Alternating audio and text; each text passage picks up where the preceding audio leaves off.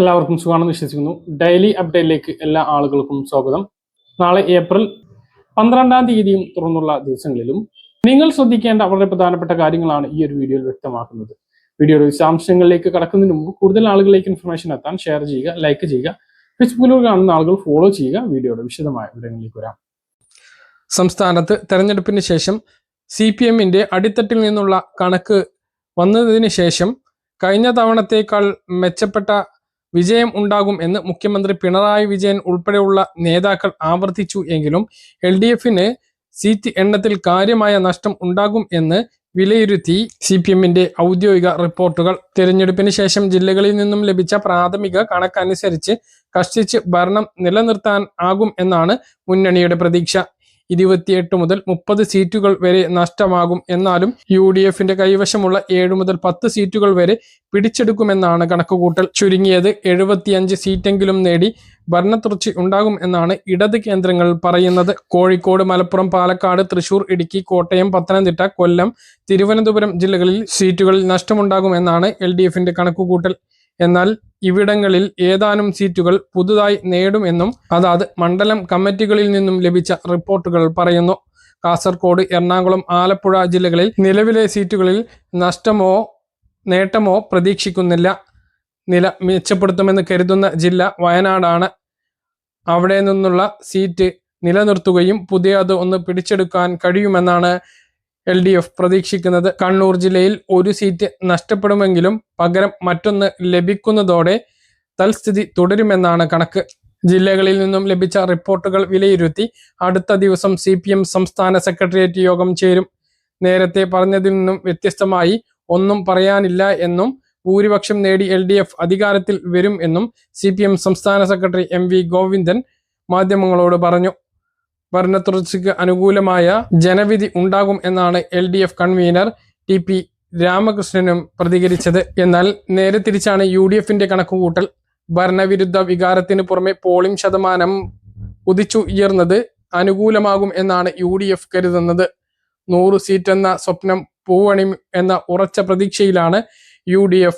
എറണാകുളം, മലപ്പുറം, വയനാട്, ഇടുക്കി, പത്തനംതിട്ട ജില്ലകളിൽ UDF-ന് അനുകൂലമായ clean sleep ഉണ്ടായാൽ അത്ഭുതപ്പെടാനില്ല എന്ന് പ്രതിപക്ഷ നേതാവ് വിലയിരുത്തി.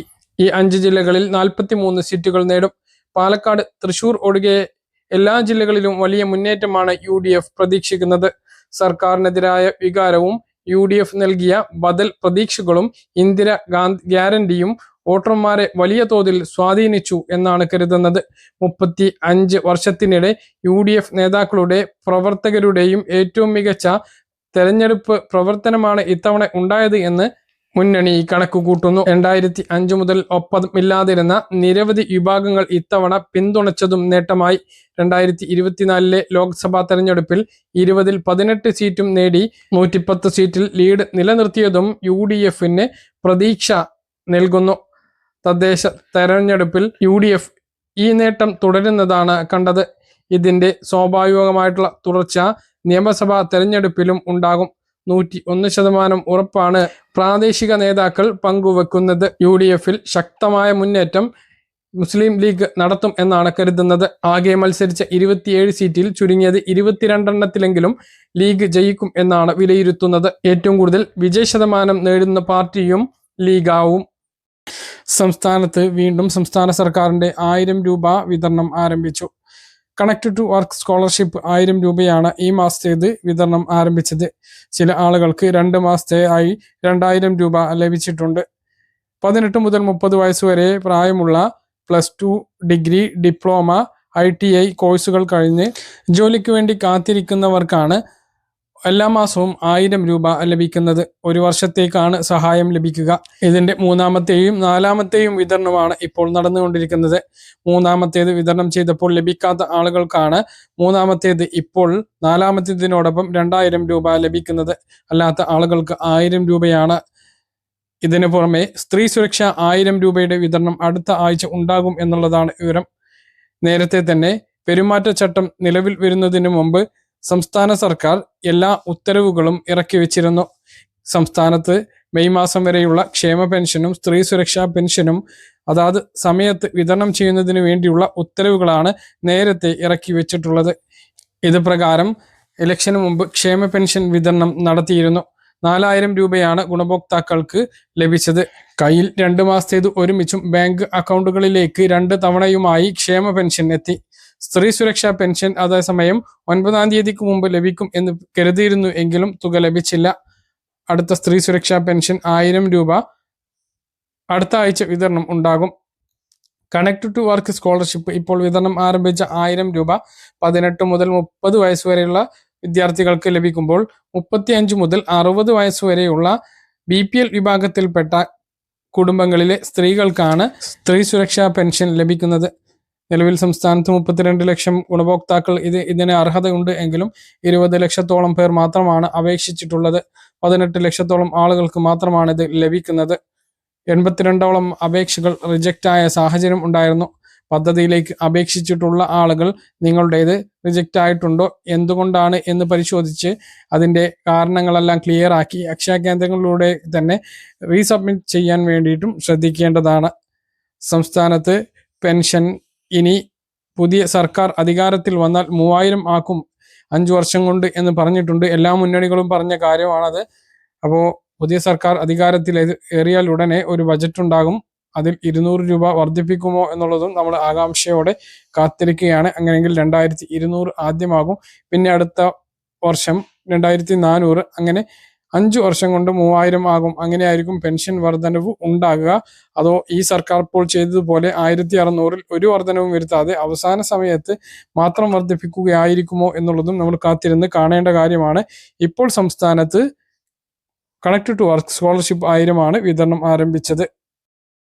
സംസ്ഥാനത്ത് ഇലക്ഷന് മുന്നോടിയായി ഈ മാസത്തെ റേഷൻ വിതരണം ആരംഭിച്ചപ്പോൾ പതിവിൽ നിന്നും വ്യത്യസ്തമായി 2 മാസത്തെ റേഷൻ വിതരണമാണ് ആരംഭിച്ചത്.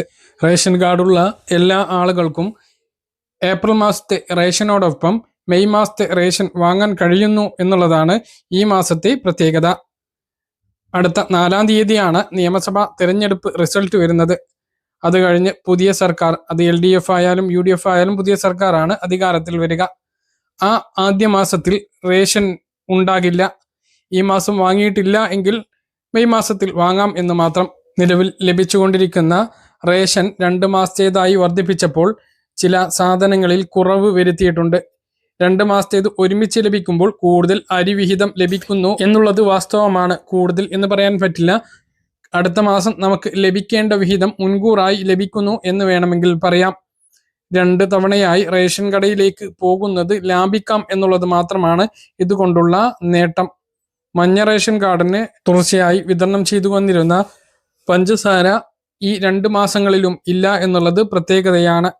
അതുപോലെ ആട്ട, 4 ആട്ട ലഭിച്ചിരുന്നത് 2 മാസത്തേക്ക് 6 ആയി. അതായത് 2 ആട്ട ഓരോ മാസത്തിലും കുറച്ചിട്ടുണ്ട് എന്നുള്ളതും ശ്രദ്ധിക്കേണ്ട കാര്യമാണ്. അപ്പോൾ എന്തായാലും ഈ മാസം 4-ാം തീയതി മുതൽ വിതരണം ആരംഭിച്ചത് ഏപ്രിൽ മാസത്തെ റേഷൻ അവസാനിക്കുന്ന ദിവസവും റേഷൻ വിതരണം അവസാനിക്കില്ല എന്നുള്ളത് പ്രത്യേകതയാണ്. മെയ് മാസം 30 വരെ ഏപ്രിൽ മാസത്തെ റേഷനും മെയ് മാസത്തെ റേഷനും ഒരുമിച്ച് വാങ്ങാം എന്നുള്ളതാണ്. ഈ മാസത്തെ, അതായത് ഏപ്രിൽ മാസത്തെ റേഷൻ ഈ മാസം വാങ്ങിയിട്ടില്ല എങ്കിൽ കുഴപ്പമില്ല. അടുത്ത മാസം, അതായത് മെയ് 30-ന് മുമ്പ് ഈ മാസത്തെയും റേഷൻ ലഭിക്കുന്നതാണ് എന്നുള്ളതും ഓർമ്മിപ്പിക്കുന്നു. 2 മാസത്തെ റേഷൻ വിതരണം 2 തവണകളായി നമ്മൾ വാങ്ങുകയാണ് ചെയ്യുന്നത്. 2 ബില്ലാണ് ലഭിക്കുന്നത്. ഈ പോസ്റ്റ് മെഷീനിൽ 2 പ്രാവശ്യം വിരൽ അമർത്തണം എന്നുള്ളതും ഓർമ്മിപ്പിക്കുന്നു. അപ്പോൾ ഈ ഒരു രീതിയിലാണ് സംസ്ഥാനത്ത് ഇപ്പോൾ ഏപ്രിൽ മാസത്തെയും മെയ് മാസത്തെയും റേഷൻ വിതരണം ആരംഭിച്ചിട്ടുള്ളത്. ഇതുകൂടാതെ സപ്ലൈകോയിൽ നിന്നും സാധനങ്ങൾ വാങ്ങാം. സപ്ലൈകോയിൽ നിന്നും വിഷു ചന്തകൾ ആരംഭിച്ചിട്ടുണ്ട്. 18-ന വിഷു ചന്തകൾ പ്രത്യേക വിലക്കുറവുണ്ട്. അതുപോലെ 1001 രൂപക്ക് 16 ഇനങ്ങൾ അടങ്ങിയ 1250 രൂപ വില വരുന്ന വിഷു കൈനീട്ട കിറ്റുണ്ട്. അതുകൂടാതെ 13 ഇനം സബ്സിഡി സാധനങ്ങളും 20 കിലോ അരി 25 രൂപ നിരക്കിലും ലഭിക്കുന്നതാണ്. ഇതെല്ലാം സ്റ്റോക്ക് ഉണ്ട് എങ്കിൽ നിങ്ങൾ കൃത്യമായിട്ട് വാങ്ങാൻ വേണ്ടിയിട്ട് ശ്രദ്ധിക്കുക. വോട്ടെടുപ്പ് കഴിഞ്ഞ മഷി കാണിച്ചു കൊടുത്താൽ 1 രൂപക്ക് പുട്ടുപൊടി ലഭിച്ചിരുന്നു. ഇന്നലെയും ഇന്നുമായിരുന്നു അത് ലഭിച്ചിരുന്നത്. അതൊക്കെ നമ്മൾ കൃത്യമായിട്ട് ആ ഒരു സമയത്ത് നിങ്ങളെ അറിയിച്ചിരുന്നു. അപ്പോൾ ആരെങ്കിലും അങ്ങനെ വാങ്ങിയിട്ടുണ്ട് എങ്കിൽ താഴെ ഒന്ന് കമൻ്റ് ആയിട്ട് രേഖപ്പെടുത്തുക.